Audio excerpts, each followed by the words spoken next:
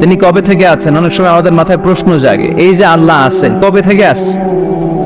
কবে থেকে উনি? শুরুটা কবে? আল্লাহ বলে আমি সূচনাহীন অতীত থেকে আছি। আমি এমন অতীত থেকে আছি যেই অতীতের কোনো সূচনা নাই। সুবহানাল্লাহ বলবেন না? আবার আমি সীমাহীন ভবিষ্যৎ পর্যন্ত থাকবো। সুবহানাল্লাহ পড়ে। এমন ভবিষ্যৎ যেটা সীমা নাই, এমন অতীত যেটা শুরু হয় নাই, তিনি হচ্ছেন আল্লাহ। চিল্লায় বলেন তিনি কে? এজন্য আমরা বলি রাদিতু বিল্লাহি রাব্বা, রব হিসেবে আল্লাহ তোমারে পেয়ে আমরা খুশি।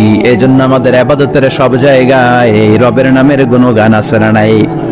আমরা যখন রুকুতে যাই আমরা পড়ি সুবহান রাব্বিয়াল, আবার যখন আমরা সিজদায় যাই আমরা পড়ি সুবহান রাব্বিয়াল আ'লা। রুকুতে গেলে সুবহান রাব্বিয়াল আযীম, আবার যখন সিজদায় যাই তখন আমরা পড়ি সুবহান রাব্বিয়াল আ'লা।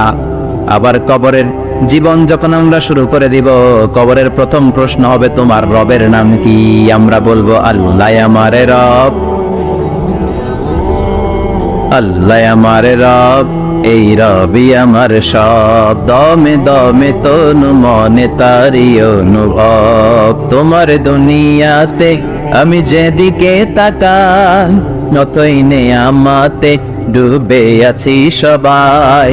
পাক পাখালির গানে শুনি তসবিহ কলো রব, তসবিহ কলো রব, আল্লাহ আমারে রব, এই রবি আমার সব। সুবহানাল্লাহ, কি অসাধারণ কথামালা! আল্লাহ আমার রব, এই রবি আমার সব। আল্লাহ যদি আমার সাথে থাকে পৃথিবীর কোনো শক্তি আমার থামাতে পারবে না। চিল্লায় বলেন ঠিক কিনা? আর এই রবকে যদি তুমি হারাও, রব যদি আমার বিপক্ষে চলে যায়, পৃথিবীর কোনো শক্তি আমার কোনো উপকার করতে পারবে? এজন্য বিশ্বনবী বলতেন ইযা সাআলতা ফাসআলিল্লাহ ওয়া ইযা ইসতাআনতা ফাসতাইন বিল্লাহ। যখন সাহায্য চাইতে মনে চাইবে, সাহায্য চাইবা কার কাছে? আমাদের কোনো গুরুত্বপূর্ণ ঘটনা ঘটলে, গুরুত্বপূর্ণ লাইফ ইভেন্ট ঘটলে, কিংবা আমরা কোনো বিপদে বললে সবার আগে আমরা ফেসবুকে শেয়ার দিই, ঠিক না? কথা কন।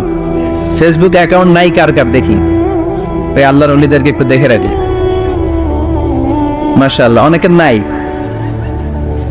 অনেকের ফেসবুক অ্যাকাউন্ট নাই। তো এটাতে ভালো কাজে লাগানো উচিত। যেটাই আমরা করি এটা যেন ইসলামের পক্ষে যায়, ঠিক কি না? মিন হুসনি ইসলামিল মারই তানকুহু মা লা ইয়ানিহি। ব্যক্তির ইসলামের সৌন্দর্য হচ্ছে যে অনর্থক কাজ ব্যক্তি করবে না। যে কাজে সওয়াব আছে, যে কাজে কল্যাণ আছে, ব্যক্তি শুধু ওই কাজটা করবে। চিৎকার করে বলেন ঠিক কি না? অনর্থক কাজ করা ঠিক না, অনর্থক কথা বলা ঠিক না, অনর্থক সম্পদ নষ্ট করা ঠিক না, অনর্থক টাইম পাস করা ঠিক না। কারণ মুমিন জানে মা ইয়ালফিযু মিন কাউলিন ইল্লা লাদাইহি রাকিবুন আতীদ। মুমিনের জিহ্বা দিয়ে যা বের হয় তার প্রতিটি শব্দ পাই পাই করে হিসাব নেবে কে? আমাদের জীবনে অনর্থক কথা আছে না নাই? চায়ের দোকানে বসলে নিমসারে আছে নাকি এগুলা? অপ্রয়োজনীয় আলাপ, নিজেরও কাজে লাগে না, ফ্যামিলিরও কাজে লাগে না, ইসলামেরও কাজে লাগে না, খালি খোঁচাখুঁচে ঠেলাঠেলি বাড়ায়। এরকম ডাকাত আছে না নাই? অপ্রয়োজনীয় কথা, অপ্রয়োজনীয় কাজও আছে না নাই এদেশে? দেদারসে মানুষ করে বেড়াচ্ছে অপ্রয়োজনীয় কাজ। হুজুরে পাইলে হাজার হাজার ছবি আছে না নাই? এটা অপ্রয়োজনীয় না? হজে গিয়েছিলাম এবার, কমসে কম 10,000 ছবি তুলছে আমার সাথে হাজিরা। অপ্রয়োজনীয়, প্রয়োজন নাই। এসেছে ইবাদত করতে, হুজুর একটা সেলফি। ইয়াং ছেলেপেলারা সেলফি তুলে বেশি। আর বুঝলাম না আঙ্গুল দুটো এরকম করে রাখ। আমি বললাম এটা কি? হুজুর ইটস গ্যাংনাম স্টাইল। এটা কি? Gangnam style. এরকম বাঁকা করে থাকবে আর এরকম দুটো ছবি তো। এগুলো অনর্থক। মুমিন ওই কাজ করবে যে কাজটা constructive, fruitful for him, for his family and for the society, যেটা তার নিজের কাজে আসবে, যেটা তার ফ্যামিলির কাজে আসবে, যেটা সমাজের কাজে আসবে। এই কাজগুলো করার দরকার আছে না নাই?